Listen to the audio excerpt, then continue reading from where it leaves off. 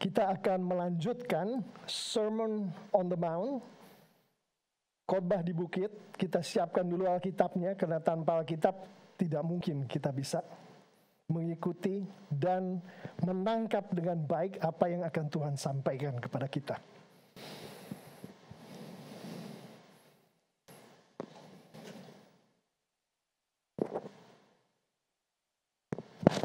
Matius 5 ayat 6, 7, dan 8. Berbahagialah orang yang lapar dan haus akan kebenaran, karena mereka akan dipuaskan. Berbahagialah orang yang murah hatinya, karena mereka akan beroleh kemurahan. Berbahagialah orang yang suci hatinya, karena mereka akan melihat Allah. Demikianlah firman Tuhan. Haleluya. Amin.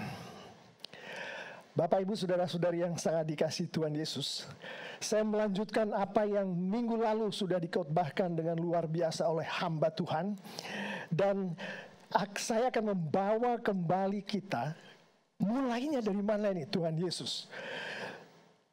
Pertama saya ingin sampaikan, di Matius, Injil Matius, itu ada 5 kuliah lah, discourse bahasa Inggrisnya. Bahasa Indonesianya untuk gampangnya, kuliah yang disampaikan oleh Tuhan Yesus kepada seluruh umatnya, termasuk kita-kita di hari ini.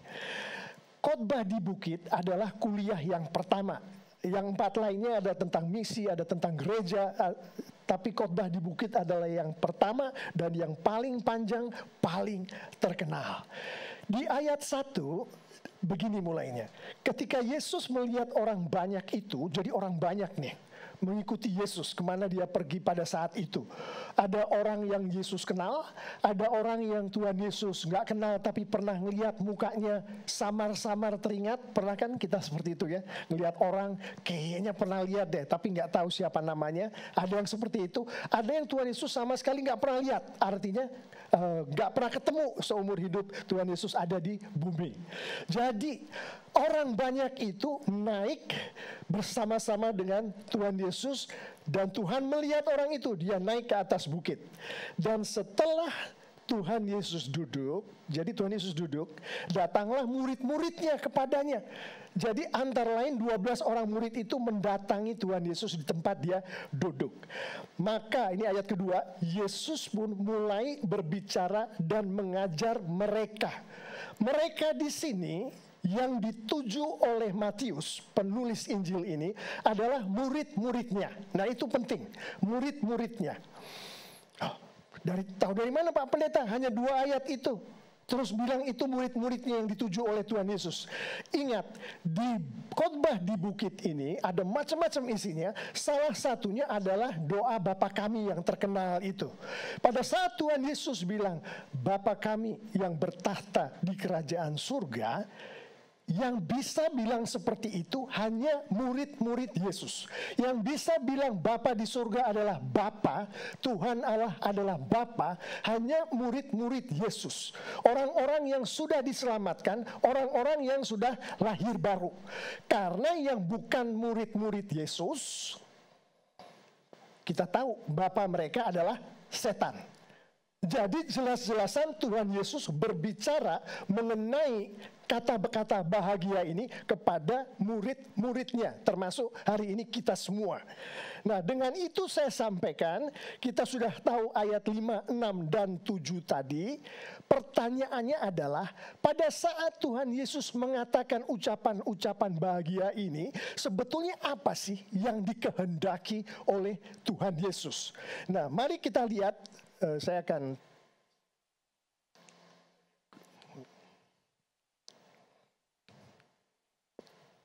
alright, it doesn't work, so I need help. Kita pergi yang ada tulisan merah, yang ada tulisannya merah, langsung di ini ke tulisan merah. Jadi saya ingatkan lagi, next slide please. Saya ingatkan lagi apa yang 6 ayat tadi. Berbahagialah orang yang lapar, berbahagialah orang yang murah hati, berbahagialah orang yang suci. Tuhan Yesus berbicara kepada murid-muridnya 6 ayat ini yang disampaikan, setiap ayat dimulai dengan kata berbahagialah. Bahasa Inggrisnya adalah blessed are. Artinya jelas banget, Tuhan Yesus menghendaki murid-muridnya untuk berbahagia. Amin. Tuhan Yesus menghendaki murid-muridnya blessed, diberkati. Jadi itulah Tuhan Yesus tujuannya pada saat menyampaikan kata-kata bahagia tadi. Nah, sekarang saya ingin mengajak kita semua masuk ke lebih dalam sedikit akan apa yang dikatakan Tuhan Yesus. Kalimatnya sudah jelas, dimulai dengan bahagia. Dari kalimat itu secara tersirat itu Tuhan Yesus menunjukkan saat apakah kebahagiaan atau blessing itu terjadi pada saat murid-muridnya memenuhi apa yang dikatakan oleh Tuhan Yesus di ketiga ayat tadi. Ini ayatnya lebih dari 3, tapi kita konsentrasi ketiga ayat itu. Saya sekarang mau mulai masuk lebih dalam sedikit lagi. Ada 2 pandangan mengenai ini. Kita akan lihat pandangan pertama. Silakan ke tinta hijau, ke yang tinta hijau. Pandangan pertama, kita konsentrasi ke tinta hijau sekarang, adalah orang-orang yang melihat perkataan Tuhan Yesus. Silakan satu lagi, next slide please. Dan dia di ayat 6 berkonsentrasi pada lapar dan haus akan kebenaran. Artinya apa?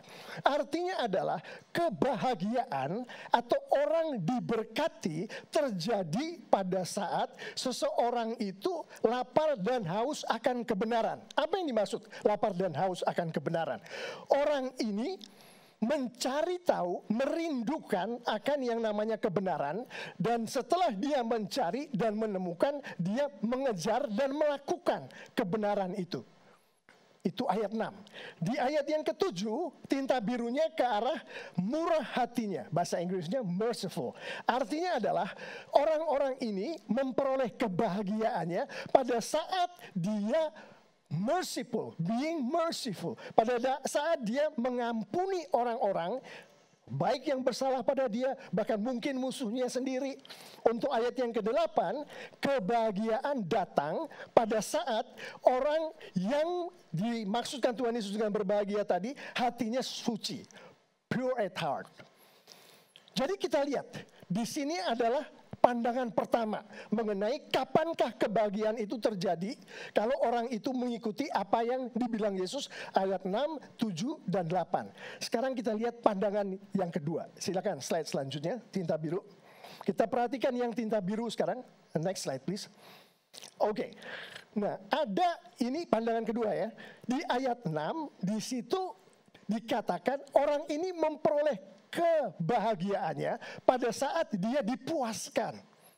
Ayat 7, orang termaksud memperoleh kebahagiaannya pada saat dia beroleh kemurahan. Nah, dipuaskan ini maksudnya adalah dipuaskan kerinduannya, kemauannya untuk memperoleh kebenaran tadi. Nah, beroleh kemurahan ini adalah pada saat dia mengalami, seperti yang dibilang Tuhan Yesus, akan beroleh kemurahan. Artinya mengalami diampuni. Merciful itu yang gampangnya bilang diampuni gitu. Yang ayat 8 dibilang, orang ini akan mengalami kebahagiaan pada saat si orang termaksud melihat Allah, bertemu pribadi dengan Allah. Jadi kita punya yang biru, kita punya yang hijau. Sini saya mau tekankan. Firman Tuhan kalau ditafsirkan sesuai dengan Alkitab, tidak ada yang namanya ini benar, ini salah. Dua-duanya benar. Karena Tuhan Yesus melalui Roh Kudusnya berbicara dengan cara metode yang berbeda-beda dari satu hamba Tuhan ke hamba Tuhan yang lain. Tapi tujuannya untuk kemuliaan Tuhan, untuk kebesaran kerajaan Tuhan. Jadi semuanya benar. Nah, sekarang kita tahu nih, ada 2 tadi. Yang biru dan yang hijau. Saya akan mulai dari yang hijau. Silakan slide selanjutnya. Di yang hijau, silakan slide selanjutnya. Ya. Sorry, agak berbeda ini. Oke, kita kembali lagi ke yang hijaunya.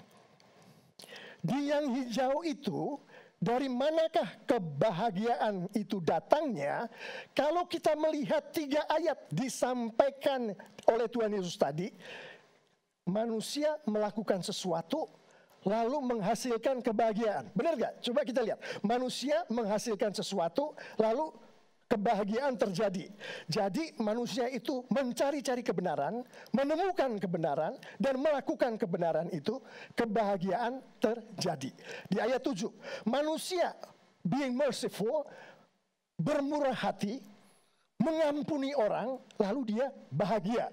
Jadi manusia melakukan sesuatu, dia memperoleh hasilnya kebahagiaan. Di ayat 8, manusia suci hatinya, jadi dia berusaha untuk mengikuti apa yang dibilang Tuhan Yesus sesuai dengan firman Tuhan.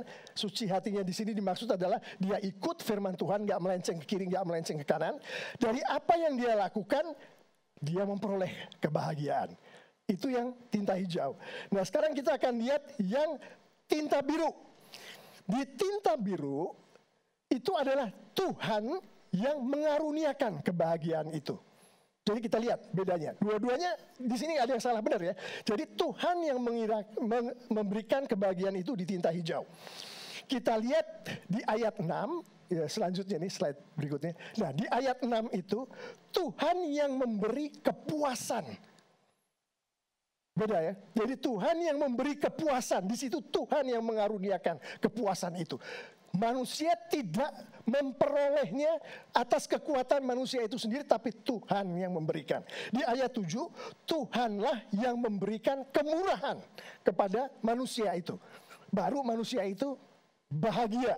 Jadi Tuhan yang memberikan. Di ayat 8, Tuhanlah yang menunjukkan dirinya kepada si murid-muridnya ini, si manusia ini, dan manusia itu berbahagia. Ada 2, ada yang hijau, ada yang biru. Nah, saya akan masuk ke dalam penjelasan selanjutnya. Ini penjelasan selanjutnya, kita nggak bisa hanya sekedar membaca kata bahagia itu, ketiga ayat itu. Kita harus cari bantuan untuk ini. Puji Tuhan, Tuhan tidak meninggalkan kita sendiri dengan perkataan yang kelihatannya sederhana, tapi sebetulnya dalam dan sulit. Tuhan kirimkan hamba-hambanya. Salah satunya adalah yang paling terkenal, Rasul Paulus. Dia akan menerjemahkan apa yang dimaksudkan oleh Tuhan Yesus melalui 3 kata yang sederhana tadi. Banyak ayat yang ditulis oleh Rasul Paulus yang berbicara mengenai apa sih yang dimaksud Tuhan Yesus dengan seluruh khotbah di bukit yang dia kuliahkan kepada murid-muridnya dan banyak orang itu. Saya akan ambil salah satu yang paling sederhana. Roma 10 ayat 9. Saya akan bacakan. Next slide itu. Sebab jika kamu mengaku dengan mulutmu bahwa Yesus adalah Tuhan dan percaya dalam hatimu bahwa Allah telah membangkitkan dia dari antara orang mati, maka kamu akan diselamatkan. Ini maksudnya, Bapak Ibu Saudara-saudari yang dikasihi Tuhan Yesus, yang tinta biru tadi, yang mana kebahagiaan, berkat itu dikaruniakan oleh Tuhan, datangnya oleh Tuhan, akan terjadi pada murid-muridnya setelah si murid-murid itu menghidupi Roma 10 ayat 9. Artinya orang-orang ini harus orang-orang yang percaya pada Yesus. Mengaku dengan mulutnya dan percaya dalam hatinya. Roma 10 ayat 9. Tidak menghidupi Roma 10 9, gak percaya pada Tuhan Yesus, gak percaya bahwa dia sudah bangkit dari antara orang mati, maka ketiga ayat tadi, tinta birunya tidak bisa berlaku untuk orang itu. Hanya orang-orang yang sudah memiliki Roh Kudus di dalamnya, Tuhan bisa bekerja di dalam orang itu. Dan saya mengamini kita semua termasuk di dalam golongan yang sudah memiliki Roh Kudus di dalam kita. Amin. Itu yang Tuhan bicarakan ke kita melalui Rasul Paulus akan Tuhan Yesuslah yang mengaruniakan kebahagiaan ini. Nah, sekarang kita akan mendengarkan penjelasan berikutnya dari Rasul Paulus. Saya akan ambil, sebelum itu saya akan masuk dulu dan lebih jelaskan lagi apa sih yang dimaksud oleh Rasul Paulus di Roma 10 ayat 9 dalam hubungannya dengan ketiga ayat di ucapan bahagia tadi yang disampaikan Tuhan Yesus. Pertama adalah, kalau kita sudah memiliki Roh Kudus di dalam kita, artinya kita sudah lahir baru, kita percaya pada Tuhan, kita terima Tuhan Yesus, maka yang dimaksud dengan memiliki, yang dimaksud dengan di ayat 6 dipuaskan ini adalah, kita tahu di dalam dunia ini hanya satu kebenaran, yaitu kebenaran Tuhan. Tidak ada kebenaran lain lagi. Tidak ada kebenaran yang datangnya dari dunia, dari manapun, dari langit, dari bawah tanah, dari laut, kecuali kebenaran Tuhan. Dan kita tahu Alkitab dengan jelas mengatakan, the righteousness of God, kebenaran Tuhan hanya satu, yaitu Tuhan kita, Yesus Kristus. Amin. Dikatakan di ayat 6 di sini, Anda mau, itu yang dimaksud Tuhan ya, Anda ini maksudnya murid-murid. Hai murid-muridku, engkau mau berbahagia, maka milikilah kebenaran Tuhan itu di dalam dirimu. Milikilah Yesus Kristus itu di dalam dirimu. Artinya menghidupi Roma 10 ayat 9 tadi.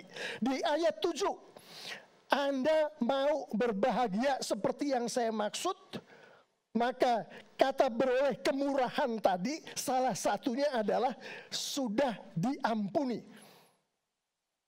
Jadi yang dibilang di ayat 7 adalah mereka akan beroleh kemurahan, maka mereka berbahagia. Kalau orang itu di dalamnya ada Roh Kudusnya, Tuhan Yesus ada di dalamnya, salah satu yang menyebabkan Tuhan Yesus ada di dalamnya ada pertobatan, bukan? Orang bertobat diampuni dosanya, bukan? Yang hanya satu orang yang bisa mengampuni dosa, yaitu Tuhan. Tuhan Yesus yang bisa mengampuni dosa.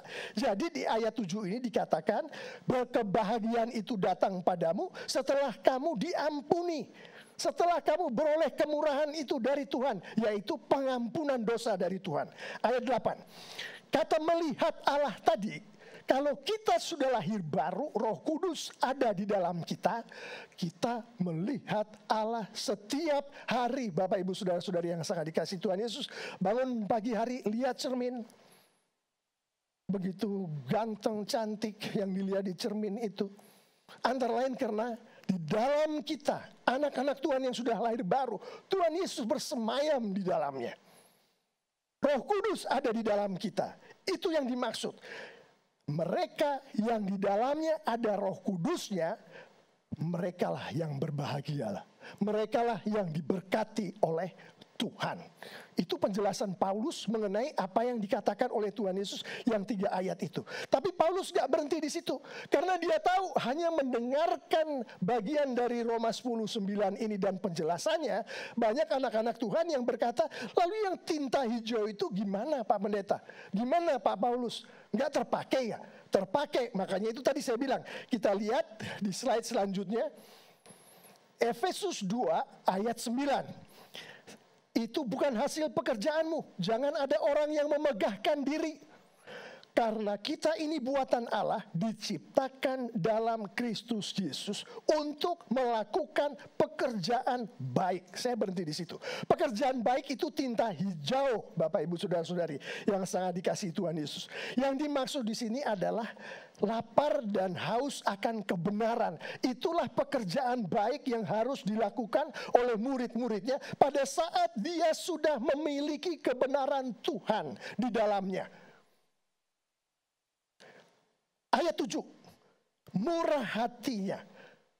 Pekerjaan baik yang harus dilakukan oleh murid-muridnya adalah be merciful, mengampuni orang. Kenapa dia melakukan itu? Karena dia sudah diampuni dulu. Dengan Tuhan memaafkan dia dan menjadi bagian hidup dari anak-anak Tuhan ini. Ada di dalam anak-anak Tuhan ini. Yang ayat ke-8, perbuatan baik yang dimaksud oleh Rasul Paulus di ayat 8 di sini adalah suci hatinya, ikut firman Tuhan, hidup sesuai dengan firman Tuhan. Kenapa? Karena Allah sudah ada di dalam. Baik, saya akan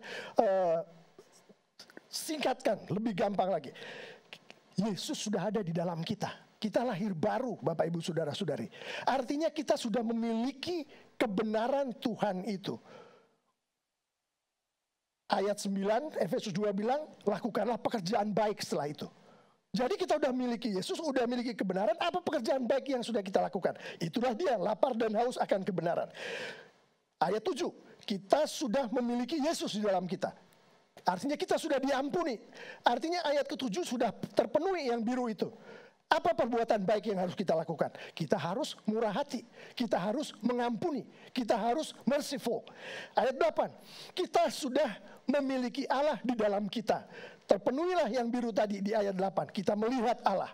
Apa yang harus dilakukan oleh anak-anak Tuhan setelah dia melihat Allah, setelah dia tahu Yesus ada di dalamnya? Sucilah hatinya. Ikutlah apa yang dibilang oleh firman Tuhan. Jangan berbohong contohnya.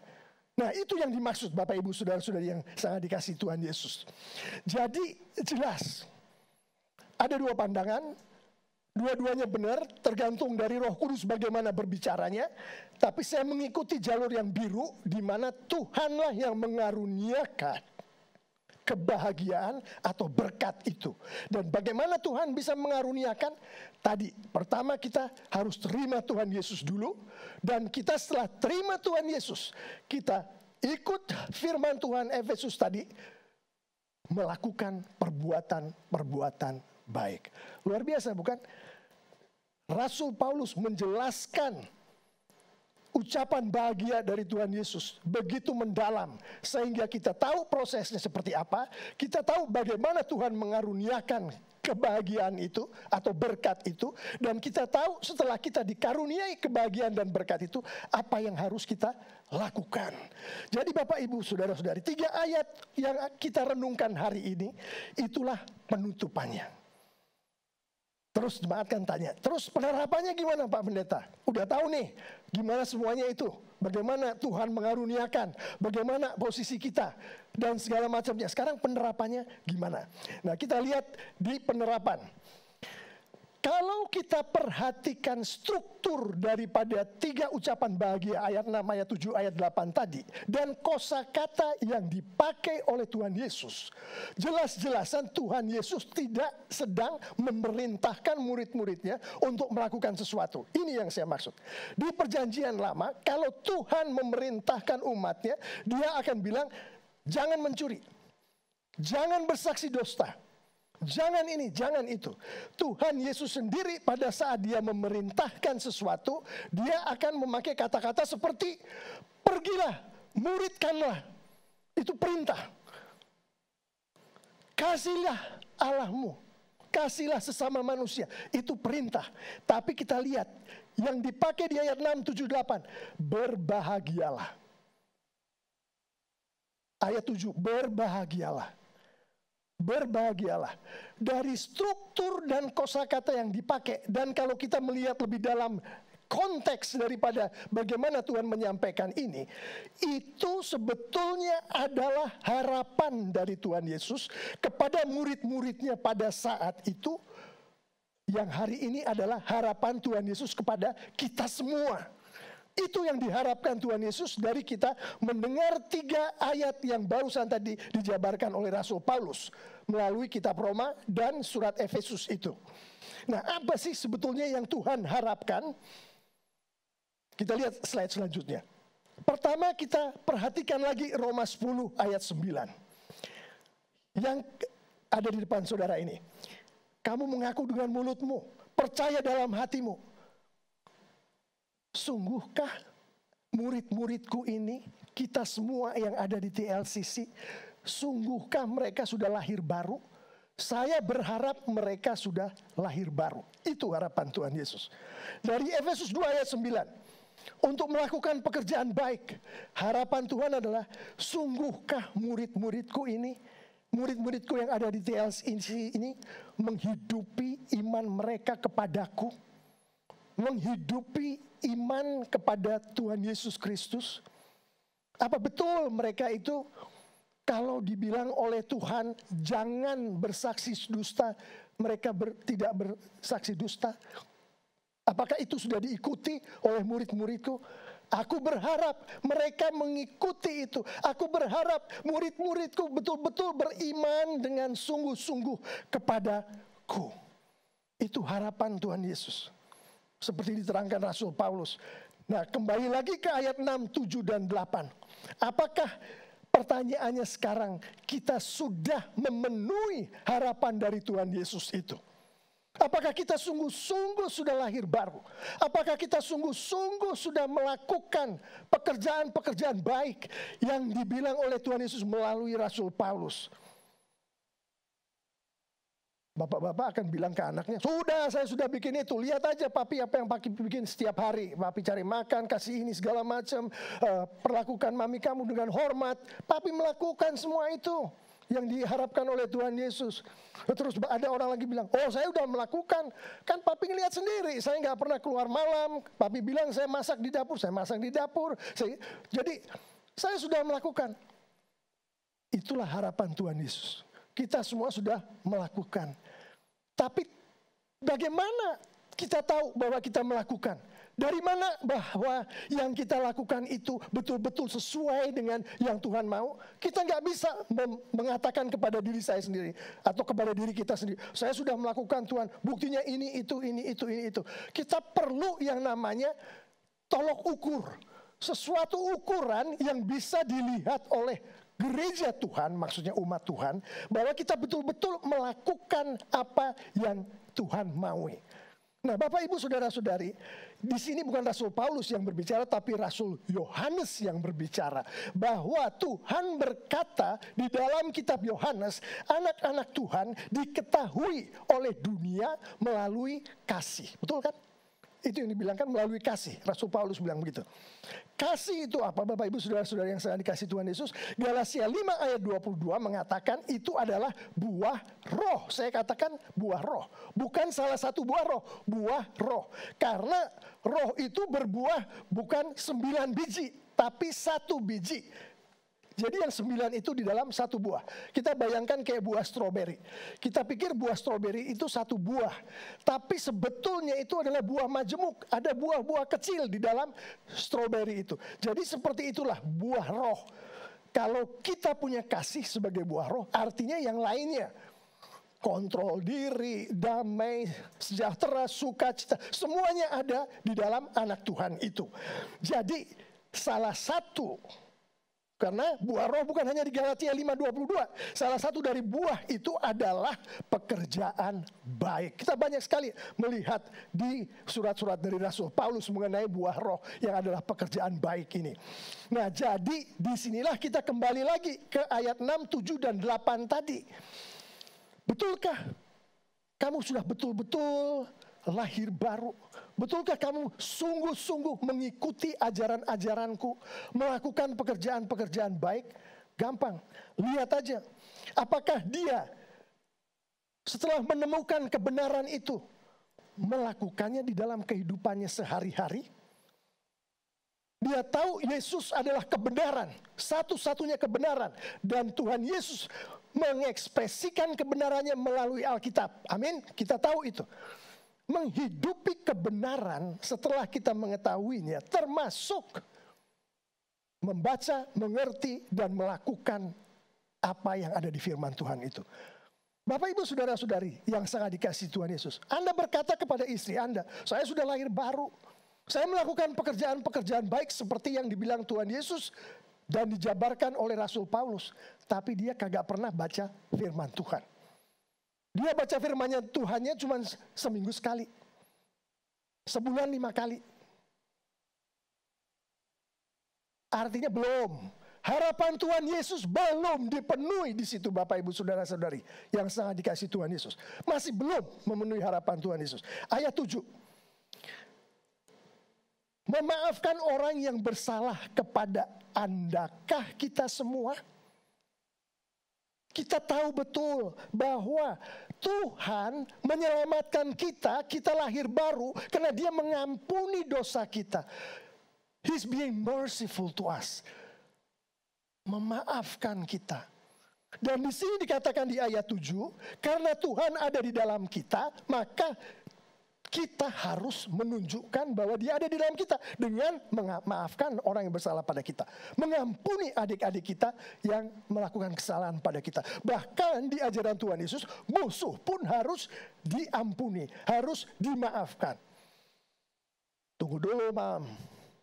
Tadi saya ngomong mungkin yang pertama tadi saya sudah memenuhi harapan Tuhan. Tapi mengenai memaafkan dan mengampuni ini, tunggu dulu, kita baiknya jangan ngomong gitu deh. Soalnya saya kemarin berantem sama rekan sekerja saya sesama guru. Saya masih belum bisa memaafkan sampai hari ini. Sulit sekali bagi saya untuk membayangkan gimana sih saya harus merendahkan diri saya di depan dia, mohon maaf dan berdoa bersama. Saya sulit sekali membayangkan itu, Mam. Jadi ini mendingan kita nggak usah bicarakan. Padahal Bapak Ibu Saudara-saudari yang sangat dikasihi Tuhan Yesus, inilah salah satu harapan yang Tuhan kita mau kita lakukan sebagai murid-muridnya. Kita belum memaafkan orang yang bersalah kepada kita. Kita tidak mau mengampuni bahkan musuh kita sekalipun. Kita belum memenuhi harapan yang diharapkan oleh Tuhan Yesus. Ayat 8. Masih, jadi melihat Allah, artinya Yesus hidup di dalam kita. Tadi kita sudah bicara itu. Pada saat Tuhan Yesus hidup di dalam kita, Roh Kudus hidup di dalam kita. Perbuatan baik yang harus kita lakukan adalah suci hati, pure at heart. Artinya Tuhan bilang apa, dengan lurus kita ikuti. Nah, ini sulit, mah. Dan kita gitu ngomong sama istrinya, minta dikasih kelonggaran supaya yang lainnya saya memenuhi, tapi ini nggak perlulah. Tetap aja dimasakin masakan yang enak, tetap aja dibeliin oleh-oleh yang bagus-bagus kalau istri sedang pergi keluar kota. Jangan dilihat dari sininya. Karena saya kadang-kadang masih nggak menceritakan yang sebenarnya, Mam, kepada kamu, bahkan kepada kamu. Kadang-kadang ke orang tua saya sendiri, ke bos saya sendiri, ke teman saya sendiri, kalau saya melakukan sesuatu masih ada sedikit white lie di situ. Ada kebohongan-kebohongan kecil. Ada sesuatu yang saya putar balik sedikit. Jadi yang harusnya memang saya betul-betul salah, tapi karena ceritanya saya pelintir, jadi seakan-akan saya nggak begitu salah. That is not pure heart. Itu bukan hati yang suci. Itu memanipulasi firman Tuhan. Artinya tidak memenuhi harapan Tuhan Yesus. Bapak, Ibu, Saudara-saudari yang sangat dikasihi Tuhan Yesus, mari kita pikirkan ucapan bahagia ayat 6, ayat 7, dan ayat 8. Bukan hanya dari bagaimana Tuhan dengan grace-nya, dengan kasih-Nya mengaruniakan kepada kita kebahagiaan itu. Dengan cara yang 3 hal tinta biru tadi, termasuk dia berada di dalam kita. Tapi juga perbuatan baik yang Tuhan mau kita lakukan. Itu Bapak, Ibu, Saudara-saudari, makanya saya bilang ini bukan perintah. Karena yang namanya perbuatan baik itu buah daripada Roh Kudus yang ada di dalam kita. Otomatis. Otomatis, gak usah diminta, harus terjadi. Kita mematuhi firman Tuhan itu otomatis, gak usah Tuhan Yesus minta, ayo dong patuhin firman Tuhan, ayo dong baca firman Tuhan setiap hari, ayo dong jangan berbohong. Gak perlu dibilang seperti itu oleh Tuhan Yesus, otomatis. Makanya dibilang tadi adalah bukan perintah, tapi harapan. Demikianlah yang ingin dikatakan Tuhan Yesus kepada kita semua pada pagi hari ini, Bapak, Ibu, Saudara-saudari yang sangat dikasihi Tuhan Yesus.